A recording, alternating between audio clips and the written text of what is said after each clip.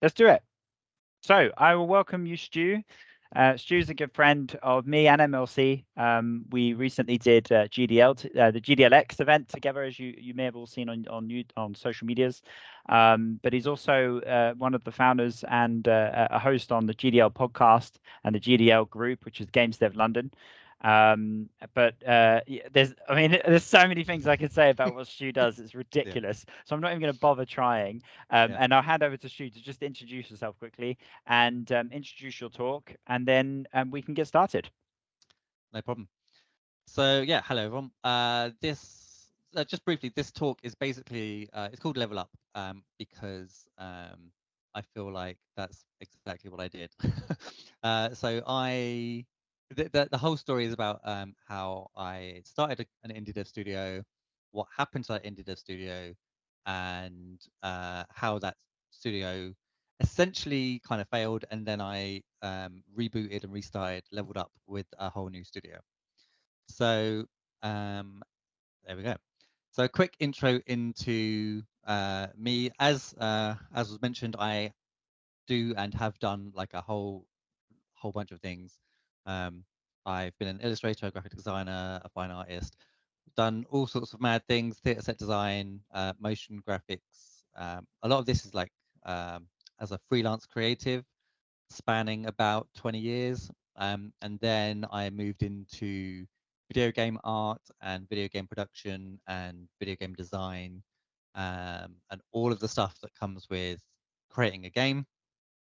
And then through doing all of that, I and through building my portfolio, I made a mobile game with a friend of mine, and quickly realized that I was spending a lot of time killing myself trying to get into another studio could, when I had enough skill sets myself to do it myself.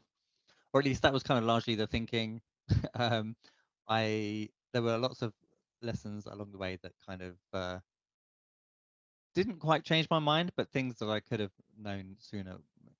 We'll get into all of that. So the studio that I had, it was called Zap Pop Pow. The characters you see on screen here, that's from the first mobile game that we made.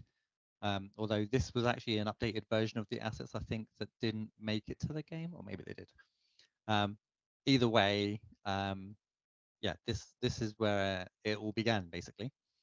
And from there, I decided to build um, a larger studio. So initially, it was just me and one guy, like I said, and then I decided that I had an idea for a bigger concept, a console concept, in fact, because this was a mobile game. And some of my thinking was that in order to go from mobile game, which was two guys, to console game, it would just mean I needed more people. And so um, this is where some of the things that caused what is the fall of the studio, essentially. So yeah, part of it was that although I had managed creative teams before in my career, I had never managed a team remotely. I'd never managed a large team, and I'd never managed a large team remotely. So, and initially that kind of wasn't too bad. So it was one of those things where, as an initial decision, it felt okay, and everyone on the team was like cool. Everyone was like a really good artist or really good in whatever their role was. But when you're starting out with a studio,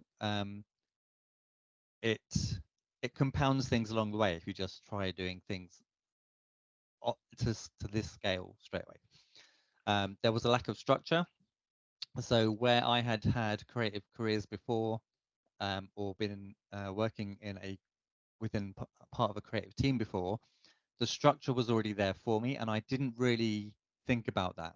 I kind of just assumed that because I had done it before, I would know how to do it for myself.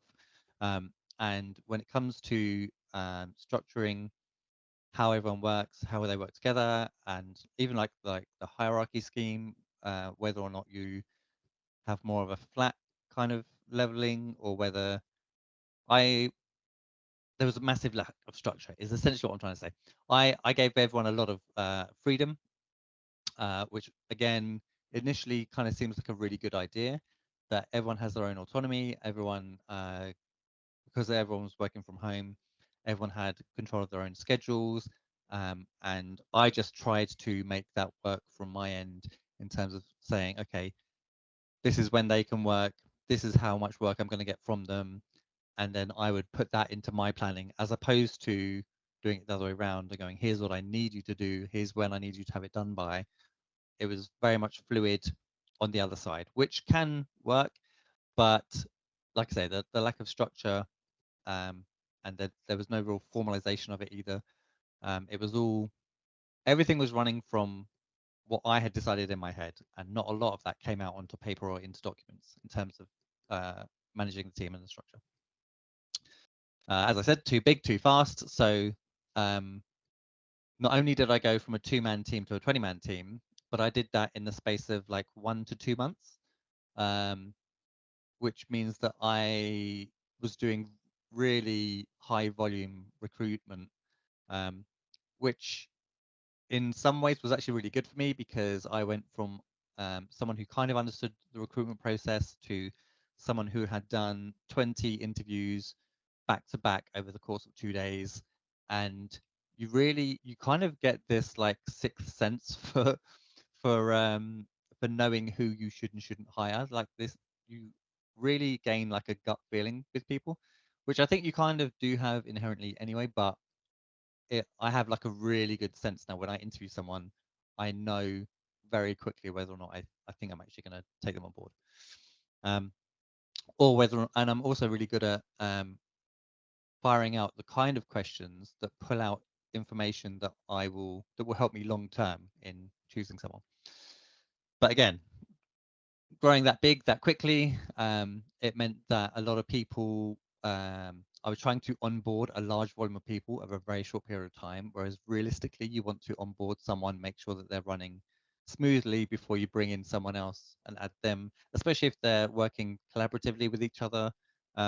Just kind of, I think it works in some cases, like in college, for example, you know, you're put together whimsically with some other students in your class.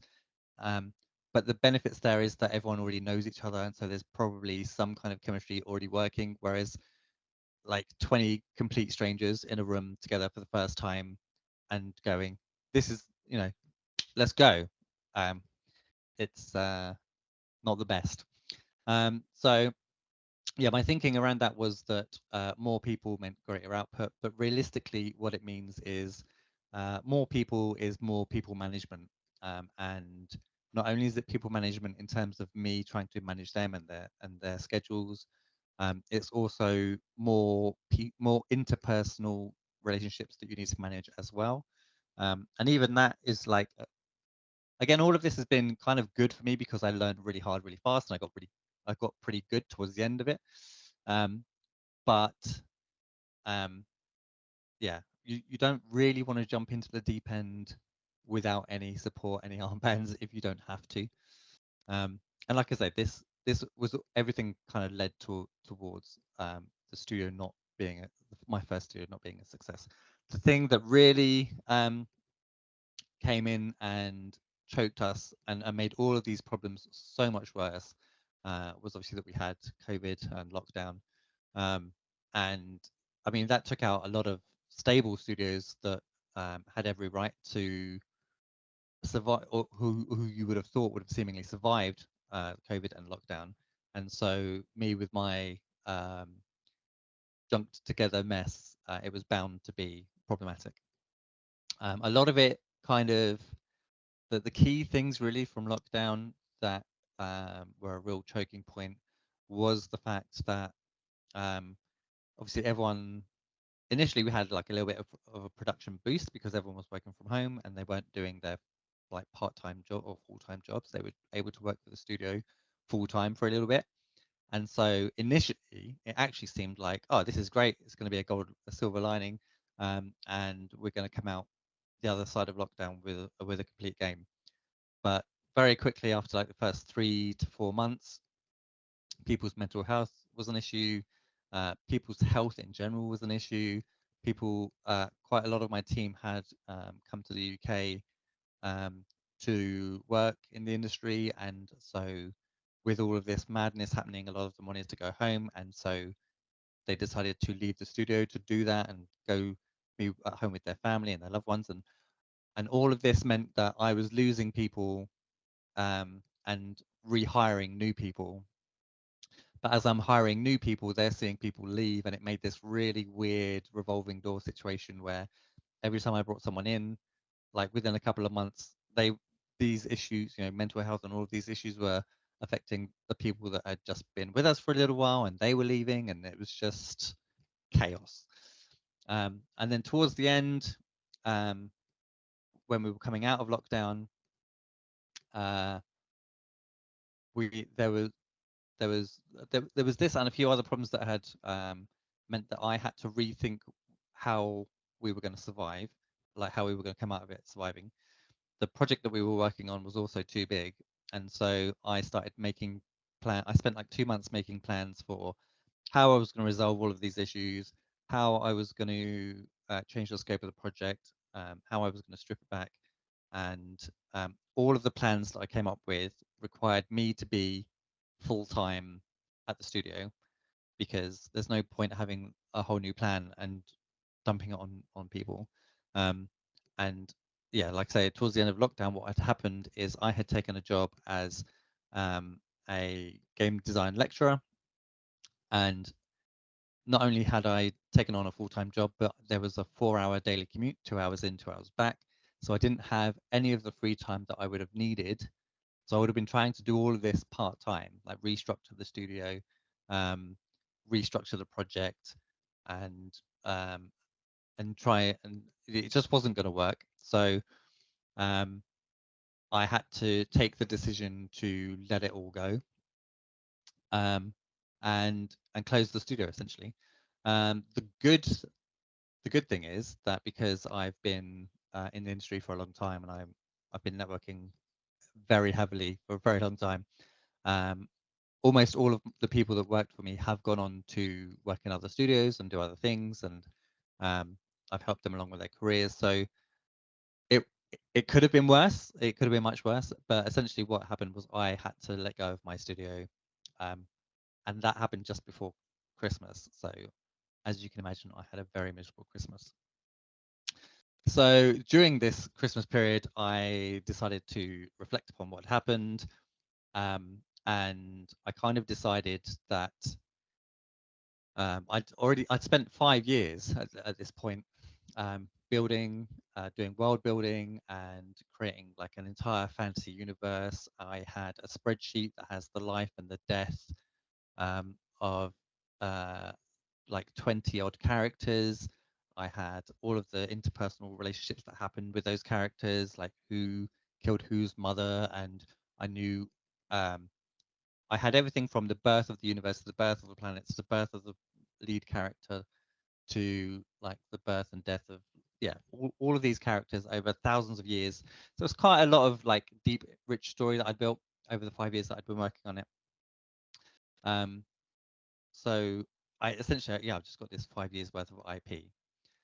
I also decided that I only really fail if I quit, as in if I just go, well, that's me and game dev done. Um, and and then I actually was talking to an investor, a friend of mine who invests in games, and he pointed out that this happens to a lot of first-time studio owners. The failure rate for studios, which is something I had already known. There's a statistic out there. It's not just in the games industry; it is startups in general. It's that 9 out of 10 startups fail and end up on the trash heap. So the odds were heavily against me, and that second time entrepreneurs, so people who go through that failure and don't give up and try again, have like a super, like a much higher success rate. So much so that it makes you actually more investable. Like an investor finds you to be a safer bet if you failed once and you're trying again, versus you're a first timer and there's all these things that might blow up in your face. The other things that I had to kind of take a moment and reflect upon were my own faults, like how I had ignored what I did and didn't know, how I had ignored quite a lot of advice. Actually, I had decided that I knew better, um, and some of that worked out for me, but evidently quite a lot of it didn't. And then finally, my motivation, like my passion and my love for games, was still just as strong as it had always been, and I've always had this desire to succeed in order to provide for my family, and not just like provide for my family financially, but to be an example of, like, if you chase your dreams, you can have that success. I've got two young boys, and I really want to be like a good role model for them. So that's like a really good driving factor for me. You might have different ones. So common mistakes and difficulties. These are not just things that um, these are things that are common mistakes that happen, like not that happened to me, but that happened to studios in general. I had a look into other things to kind of make this talk even more valuable than just letting you know what happened to me and all of the things that killed my studio, but things that kind of tend to kill other new studios. There tends to be like a common thing for people to do is trend chasing. So they look at the latest game, like something like Fall Guys, for example, and then they try and make something like a clone, essentially. And a lot of that tends to be people who are just spamming to try and, to troll the internet, or, but there are some genuine people who genuinely want to start their own business, start their own studio, and they think that chasing a trend is a way to kind of fast track that first game. And realistically, you're just creating something that everyone's going to ignore, and you kind of want to put your own stamp on your first release. Project hopping, which is very different from fast prototyping, and that is where you have an idea and you think it's amazing, and you start working on it, and within a couple of months, something or other doesn't feel right or isn't working, and you go, well, that's just a silly idea, and you come up with a new idea, and constantly doing that every couple of months to try and find the right idea actually tends to be a thing that stops you from even getting started, um, which is, like I said, completely different from fast prototyping, which is where you come up with your team with a whole bunch of ideas, and you release them, well, you play test them all and try and find which of those is the project that you could run with. Um, a lot of people think that it's easy to do, you just make a good game, but those people haven't looked into how hard it is to make a good game. It's quite easy to make a game, for sure. That's why we have game jams. You know, you can make a new game in a weekend, but it tends to be a lot of copy paste and a lot of putting a theme on a previous thing. It's not the solution to a good game. Um, there's a high failure rate, like I said. There's fierce competition. So not only do you have the fact that 9 out of 10 studios fail, you have the fact that um, there's a new studio being born every week. Like, I'm constantly hearing about new studios that are popping up, and that is great. It's great for the industry, for sure, but it's something that you do have to take into consideration if you're thinking of doing this for yourself. Um, Anyone can make a game, like I said before. That's quite easy, but not everyone can run a business. If you have no sense of how to run a business, it's a whole extra skill set. If you know how to make a good game, then and you've proven that to yourself in some way, maybe you've released something on itch and it's done quite well, without you you might be tempted to go, well, if I can make a good game, I can run my own studio, or I can run my own business. But realistically, if you're good at that and you don't have a business head on, you either want to spend some time getting good at business, or you want to bring someone, you want to partner up with someone who is good at business, um, and ideally has an understanding of the games industry, to make that work. And the social stigma, which, crazy as it may seem, still exists, where people just think that game development is a nice hobby, and when you're going to get a real job. It's a very real difficulty. Um, I know people who have been running studios, like their own game studio, for like a really long time. And in fact, I know someone who's been making games since the 80s. and still from his parents, he will get the same.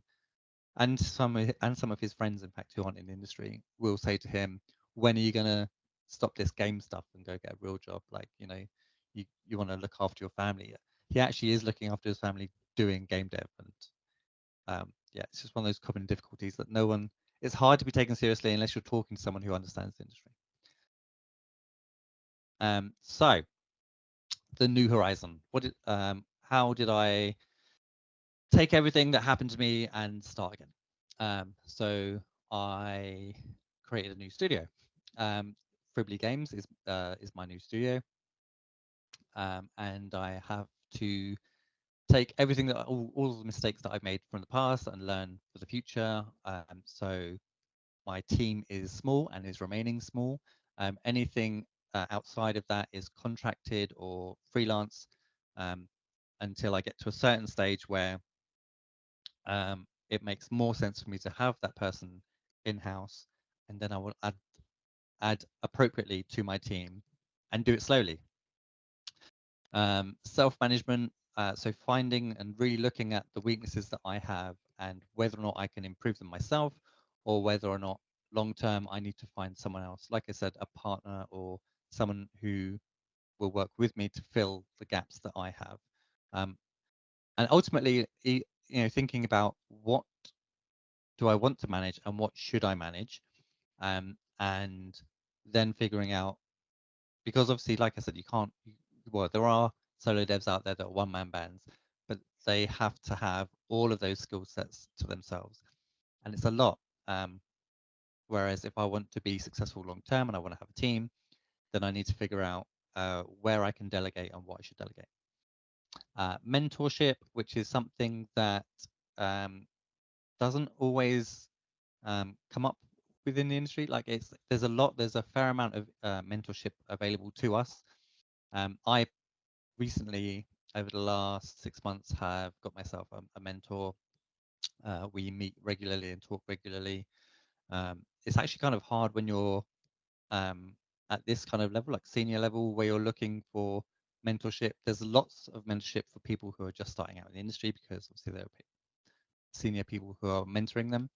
But it's actually hard for us when we get to like director level to try and find a mentor. I've been very lucky, but I highly recommend if you can find mentorship, do find mentorship.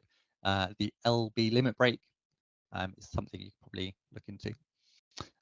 And lastly, I'm supported by Game Dev London. So I'm one of the co-founders and directors of Game Dev London, the community of games developers. And it enables me to have access to people who are just like me, people who are looking to get into the industry. And there's obviously like a whole pool of talent that I can pull from for my studio as we grow long term. So conclusions, you need a certain amount of resilience. You need to be able to take all of these hits and just keep going.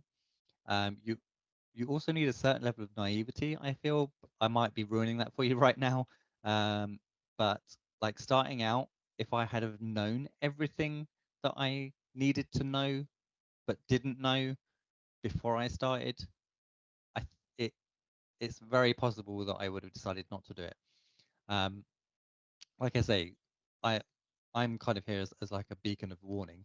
If you don't have business savvy of any type, then maybe that level of naivety can be okay if you're willing to um, take on the fact that you're going to need to learn.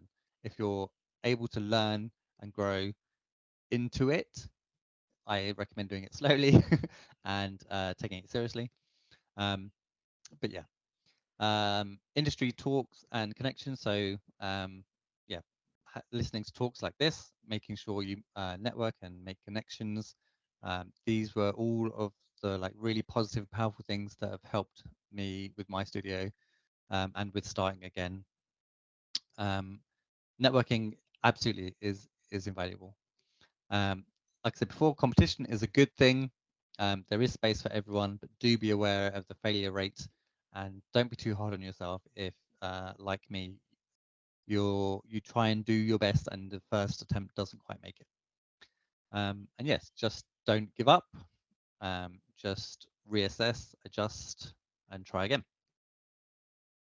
And that's basically all of my talk. Thanks for, if you want, you might be able to scan this and connect with me on LinkedIn. There's some other details up there on where you can find my studio and a little bit more about Games of London. Thanks. Fantastic. Thank you so much. You know, there's always so many learnings from failure, and it's always good So to much. hear about it, right? Because they're kind of few and far between, right? The failure talks, but they're the ones that can give you the most insights. So I really appreciate you sharing that. Thank you. And I do have a couple of questions down in the Discord, and we'll see where this takes us. But so first question from George then. What is the biggest mistake people make when running studios? Now he asked this before the talk. Yeah. Or I mean, running them I into could the try ground. and pick out of everything that I said, what would be the biggest problem. And I think realistically, it is, if you're going to start your own studio, you need to have business sense, or you need to have a partner with business sense. If you don't have that, if you're not able to learn that, then yeah, you're kind of dead in the water. Yeah. Yeah, no, I can agree with that one. Because otherwise you end up making some amazing stuff, but nobody ever gets to play it because nobody ever sees it.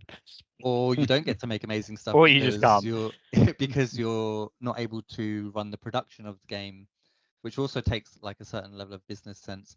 Also, like yeah, you kind of need to have people skills and HR skills, and Yes. there's Yeah, just yeah. so much to running a studio that when you dive into it head first, will repeatedly slap you in the face. Yeah, yeah. And when I suppose when starting a studio, it's always important to identify what you're good at, so that when you do get to the point where you actually can start to outsource and delegate and that sort of thing, you know what you should be looking to do with that. Because otherwise, there's no point ever delegating something you enjoy or good at, right?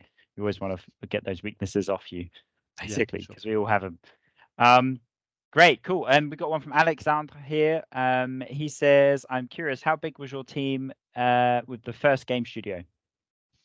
So yeah, we went from a 2-man team to a 20-man team. I think at the biggest point we got to 26 or 27, which really was over bloated. But I think this is kind of one of the things about game development, is that when you've got a small team, you need people who already wear many hats. So if you're going to have a 3D artist, ideally they have some experience with concept art. Ideally they can model, rig, texture, and animate, which is everything that actually I can do, which is what gave me this like false confidence that I could just dive in and everything would be fine. And initially starting out, I was doing a lot of that stuff by myself. And in fact, the first mobile game that I made, yeah, that was everything visual and creative was me, and I worked with a programmer, and he just did programming. So you need people who have all of those skills. But when you look at growing your studio, it's very easy because these things can be segmented down.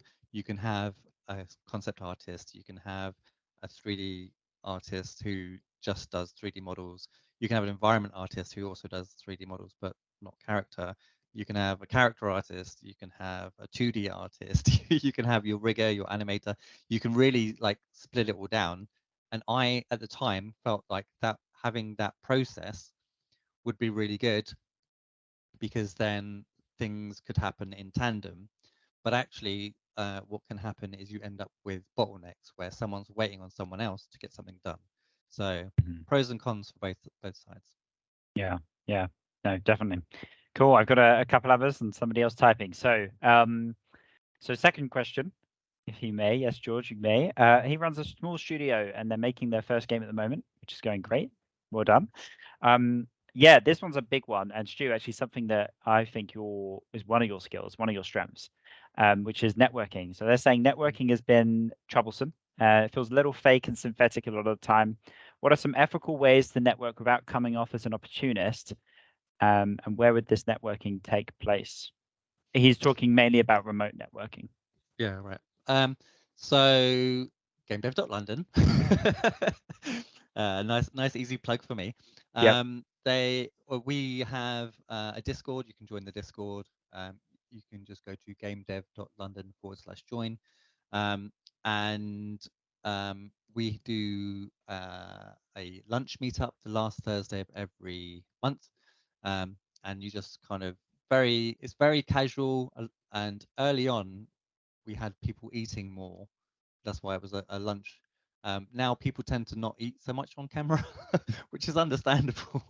But when we do it physically in London as well, and that's kind of quite nice because everyone's very chill, very relaxed, having lunch, whatever. And I think that when you're networking, you almost need to forget the fact that what you're trying to do is business. You really just want to focus on trying to find people that you can connect with, that you gel with, because it doesn't matter what kind of business you want to do with someone. If you don't gel with them as a person, it's never going to be quite right anyway. And that also helps you relax because you can get to know people, learn to find the people that you feel like you can trust, and that makes a working relationship a lot easier, as opposed to going in trying to find out who is um, like a key decision maker, or what are the other horrible terms that we throw around? A key decision maker, or whoever holds like the purse strings if you're looking for funding and stuff. If you want to talk to investors and publishers, you really don't want to, like, especially at networking events, you don't want to go meet them first time, go, hey, I run my own studio, we're doing all of this, and can I just pitch this to you now? And like, you really, it's called cold pitching for a reason. It's cold because they don't know you. And if anyone comes to you when you don't know them and they try and launch into some, like, their entire life backstory unprompted, you're gonna just be like, I don't want to know, dude. I'm just here to chat and like have a nice time. So just be aware of that. And then what you can do is what I tend to suggest is that when you meet these people, um, try and just be friendly, be normal, be relaxed, and then ask them for their details, exchange details. If they ask you about what you do and show an interest in it, then do answer those questions, but don't pile in with all of the extra details. Just answer the question and then connect with them later on. So after the meetup is over, like give it a day or two, message them wherever it is. Say if you got their LinkedIn details, and be like, hey, it was really nice meeting you the other day. We'd really love to chat about stuff at some point. And then it's a lot easier and a nicer way in than trying to just bombard them. And you'll find you'll probably get more success that way too. Yeah, I agree with all of that. And one of my strategies has definitely been to just make friends with as many people as possible with no agenda, and then later there might be an agenda. It might even be that you're just talking to people that you have no need for, but you just want to hang out with them, and you think that they're also good at networking. And I think it was a bit like that when we first networked together, Stu. There wasn't Yeah. like any particular agenda or need, but Yeah. look, we've done lots of stuff since, and that's been really valuable. And Stu's met people from my network, I've met people from Stu's, but it's a longer, slower process, which can be frustrating if you're trying to get something now. But I think everyone should always be working on their network, almost like a bank account. It's something that we should always have, and it's Yeah. something, because it takes so long to develop, it's better to do it before you need it, isn't Yeah. it? You don't want to just do it right when you need it. But in the case of what George was saying, then yes, Stu's got it all covered there. Great, cool. I've got one from Luna here. Do you think it was a mistake to hire people from abroad, from different countries? Should you have stuck to a localized team of amateurs, or was that actually a good decision to source skill from abroad? So interestingly, I think I only had 2 people who are actually abroad, but what I did have was a high percentage of people who had come across to the UK from, I think a lot of them were like from Italy and Spain, um, and Germany, and Russia. So like, but they were all here in the UK, and I had met them at networking events in London, for the most part. And when lockdown hit, that's when I started to have more people who were further afield. Just because when I was interviewing them, because I was doing it remotely, I didn't actually know or wasn't 100% sure where they were calling from.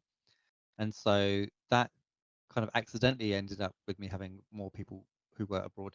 The only thing that you need to think about when doing that is that there are issues with um, financial transactions and how the exchange rate works. You can't just say to someone, I'm going to pay you this amount in pounds, because it might be, I mean, it's not entirely likely that it will be less for them. It might be more for them, which might be okay for them.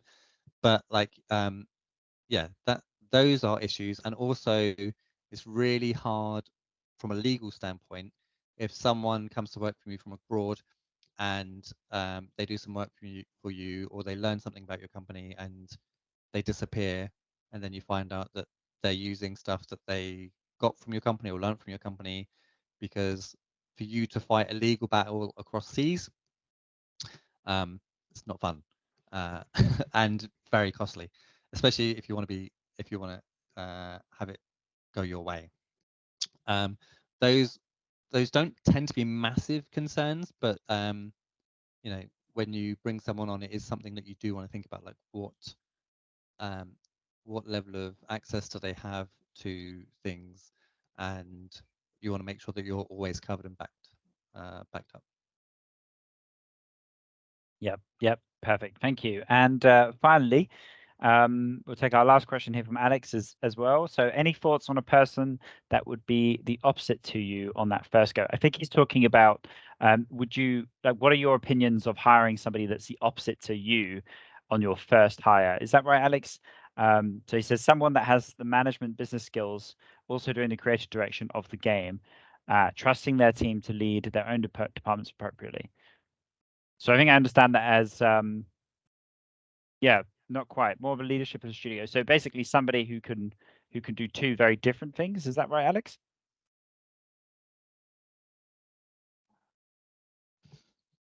I don't know how you've interpreted that one, Stu. I mean, it kind of sounds like they're saying, like, how do I work with, as an example, like as someone who's very much on the creative side, how do I work with someone who's like just a pure programmer? Um, and that a lot of that comes down to I personally need to understand a broad scope of skills in order to be able to have conversations with people who do separate jobs. I'm quite fortunate in that in the creative realm, there's not a lot I haven't done. So I can talk to creative people very easily. Um, and when it comes to people who are like programmers, they tend to be a bit more analytical.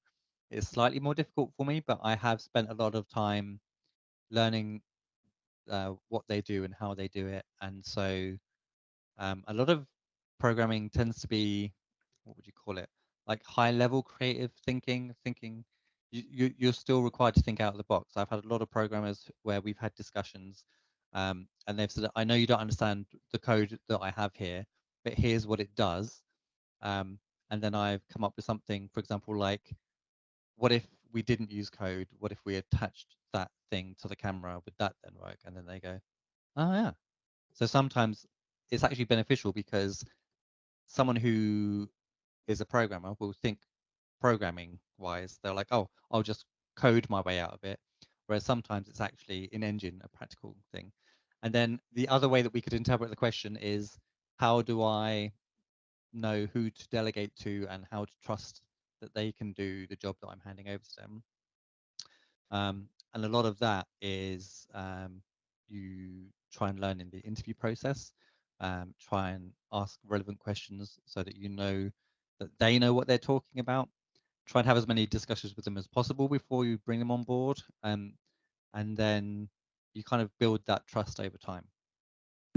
Yeah, I've got one here from Hannah as well. So, should you ever employ just for skills, or what sort of importance do you place on sort of the emotional part of it? So, how much you gel with that person? Yeah, that's really good actually, because that has become like the most important thing to me, is whether or not you're a ticking time bomb within my team. if I can bring on board someone who is going to gel with the team, then because that's something you can't teach. You can't teach someone how to be a good human being and work well with other human beings. If you get, if you talk to someone, and like I say, a lot of this for me has come from doing so many interviews.